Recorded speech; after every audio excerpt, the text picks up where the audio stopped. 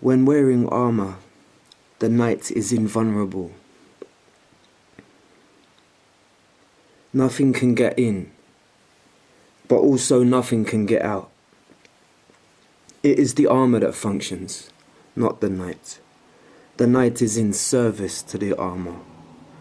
The knight is asleep, the armor awake. You cannot make love wearing armor, nor can you swim. You will not float. You cannot feel my soft warm kiss. There is only the dull thunk and clang as of a slow machine. You are fur and skin, attentive eyes, sensitive touch, exquisite expression in detail, soft, intricate, powerful in its vulnerability. A shell does not wrinkle from years of laughing. Smiling eyes do not show their equal heart of sorrow when hidden behind stone. Even a mountain dissolves to dust as tiny petals fall from the cherry blossom. Trees sink roots in its rugged form. Wild hares and time dance within its curves. Nothing would happen if the mountains were veiled in steel. All metal turns to liquid at a certain temperature. The passion can boil the sword into a stream. Find your heat.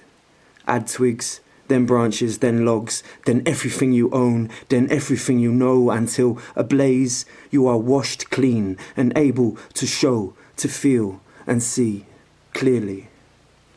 Stand next to your beloved. Stay close and wait and feel. The passion, the desire, the heat will melt your metal coat so that for once you can really kiss, love and be loved. I married a statue. We never went out. I saw my friends with flowers going to the cinema whilst we stayed where we were before, and I tried to admire my husband's hero pose. When a bird landed on my true love's head, I wondered if I was still alive, why my head was not covered in bird shit too.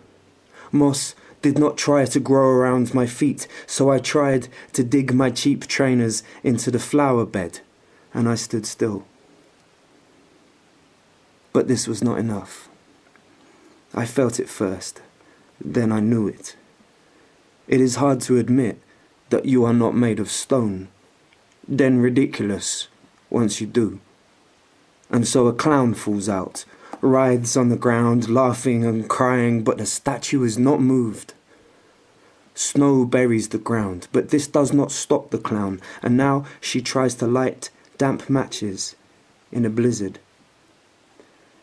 It is too much to see as the clown swims in dust, tries to slice the river like roast beef with a fork and a knife, and before the clown can bury her spoon, lost in the pudding bowl moon, the corporation declares cost-efficient rebellion, and the war pulls down the statue with ropes, and the fully paid crowd roars. The clown feigns fear, but knows there is no lion, and the statue becomes invisible. Divorce is always difficult when you have married an invisible stone. But there are flowers that bloom and breathe and live, unlike the plastic poppies that commemorate our war, the struggle that brought us together. We look back and say, now the war cannot be seen. This must be love. But an absence of war is not intimacy. It is just an invisible stone. I broke my penis in the sad sex that followed, banging my blunted heart against the cold, hard surface, throwing overripe plums at a wall.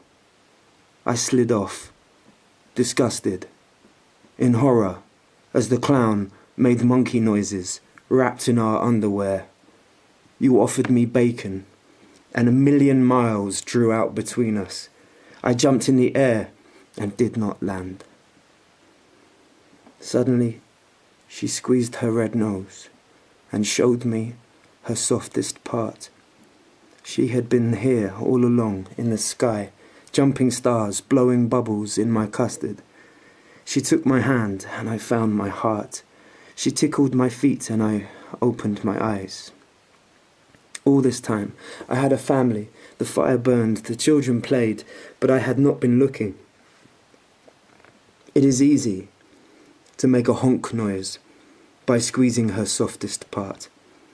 Metal does not squeeze, stone does not honk, and so I placed my red orb sponge upon my statue's hidden face and kissed him goodbye.